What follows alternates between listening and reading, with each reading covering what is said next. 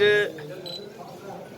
निगरानी समिति की बैठक थी जिसमें जनपद के सभी विधायक, सांसद या उनके प्रभारी यहाँ पर मौजूद थे और जिले के जिलाधिकारी, एसपी, सीएमओ सहित लगभग सारे अधिकारी थे। इस बैठक में जैसे पुरानी बैठक की कुछ बातें होती है जिसको हम उठाते हैं, पहले उसकी समीक्षा की जाती है कि उसके अनुपालन में क्या हुआ और कुछ नए विषय निकल करके आते हैं। उसी संबंध में बैठक हुई। बैठक बहुत अच्छे माहौल में रही और अच्छी समीक्षा हुई। क्या निष्कर्ष निकल के आता? देखिए, इसका निष्कर्ष एक दिन में नहीं निकलता है। जैसे जो नए विषय माननीय जनप्रतिनिधियों ने या उनके जो प्रभारी हैं उन्होंने उठाया, अब अगली बैठक में उसका निष्कर्ष निकल करके आएगा। पिछली बैठक में 2-3 बातें उठाई गई थी और उसका उत्तर आया, वो संतोषजनक है। ये बड़ा डिटेल में होता है, एक एक बताने लायक। सड़कों के मुद्दे पर आप खासा नाराज दिखे। बैठक में आपने ग्रामीण सड़कों को लेकर कहा कि ये अगले चुनाव में इशू बनेगा, बहुत बड़ा मुद्दा बनेगा। हाँ, ये मैंने क्या सभी जनप्रतिनिधियों ने ये इस मुद्दे को उठाया कि ग्रामीण सड़कें जो हैं लगातार खराब हो रही हैं। विशेष करके प्रधानमंत्री सड़क योजना के तहत जो सड़कें बनी थी, जिनका 5 साल का कार्यकाल पूरा हो गया और जिसने बनाया था उसकी जिम्मेदारी समाप्त हो गई, वो विभाग को चला गया। तो ऐसी सड़कों के मरम्मत के लिए, रख रखाव के लिए की ज़रूरत है। और मैंने जो अभी क्षेत्रों का दौरा करता हूँ, गोंडा से बहराइच तक मैं दौरा करता हूँ, तो उसमें निकल करके ये आ रहा है कि बड़ी सड़कों पर तो हमारा ध्यान है और पूरी दुनिया में हमने एक मिसाल कायम किया है, मतलब हमारे देश ने एक मिसाल कायम किया है। लेकिन हमारे देवी पाटन मंडल में ग्रामीण सड़कों की हालत ख़राब है और उसको हम लोगों ने एक शासन को अवगत कराया है कि ग्रामीण सड़कों पर भी ध्यान दिया जाए, उसके रख रखाव का, रिपेयर का ध्यान दिया जाए। इसके अलावा एक सवाल है सांसद जी, जैसे कि चंद्रयान 3 जहां पर लैंड हुआ, प्रधानमंत्री नरेंद्र मोदी ने उस जगह का नाम शिव शक्ति किया, लेकिन अब विपक्ष उस पर राजनीति कर रहा है और स्वामी प्रसाद मौर्य का कहना है कि ये वैज्ञानिकों का अपमान है। सुनिए, स्वामी प्रसाद मौर्य अपने आप को गरीबों का नेता कहते हैं। उनको पता होना चाहिए कि भगवान शिव कमज़ोर लोगों के देवता थे, जिनको कोई नहीं पूछता था, उनको भगवान शिव उनके पक्ष में खड़े होते थे। दूसरा केस उनको मालूम होना चाहिए, मौर्य जी को, कि भगवान शिव बहुत बड़े वैज्ञानिक थे, बहुत बड़े वैज्ञानिक थे। और इसीलिए महाभारत काल से लेकर के जब भी आप देखेंगे, भगवान राम ने स्वयं उन्होंने कहा है कि जो शिव का द्रोही है वो हमारा द्रोही है। भगवान राम ने स्वयं कहा है कि जो शिव का द्रोही है वो राम का द्रोही है। भगवान शिव गरीबों के नेता थे, गरीबों के देवता थे, गरीबों के पक्ष में खड़े वाले थे, उस समय के बड़े वैज्ञानिक थे। इसीलिए आप देखिए कि जिसको अस्त्र शस्त्र, रावण भी इतना, जो भी आप नाम लीजिए, कि इतना बलशाली हुआ, लेकिन उसने भी शिव की आराधना की। महाभारत काल में अर्जुन ने शिव की आराधना की।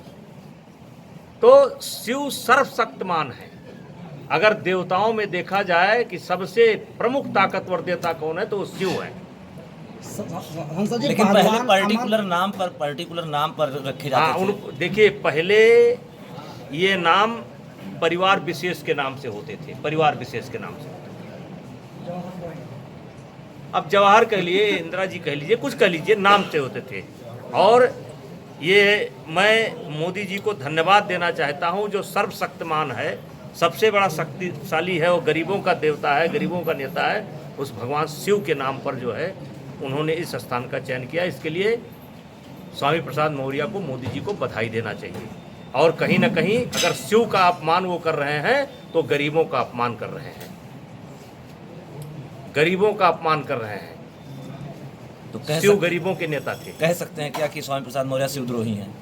शिवद्रोही तो है ही हैं, लेकिन अगर वो शिवद्रोही हैं तो गरीबों के द्रोही हैं, क्योंकि जो कि संसार में सबसे सर्वशक्तिमान देवता अगर कोई है, गरीबों के पक्ष में खड़ा होने वाला, कमजोरों के पक्ष में खड़े होने वाला, तो भगवान शिव है। सांसद जी, पहलवान अमर सरावत ने ट्रायल जीतकर विश्व सबसे बड़ा स्थान हासिल किया, अभी बजरंग पूनिया पुनः ट्रायल से भाग गए। ये बात तो मैं पहले से कह रहा हूँ कि जो पहला नाम आपने लिया बजरंग पूनिया, ये बीत चुके पहलवान हैं और इनको ट्रायल से इनका डायरेक्ट एशियन गेम्स में सिलेक्शन हुआ, वो गलत है।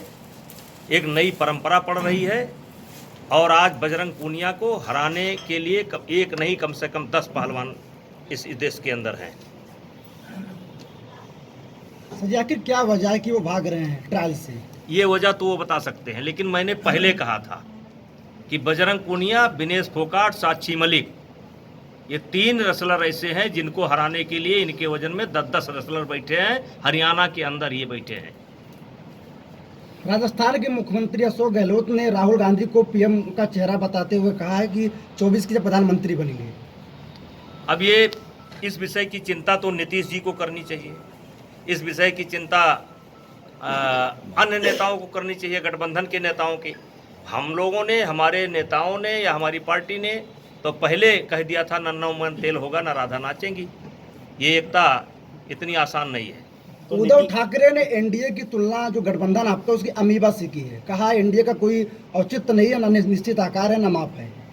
इसी एनडीए में वो भी थे और आज वो एनडीए से अलग हैं।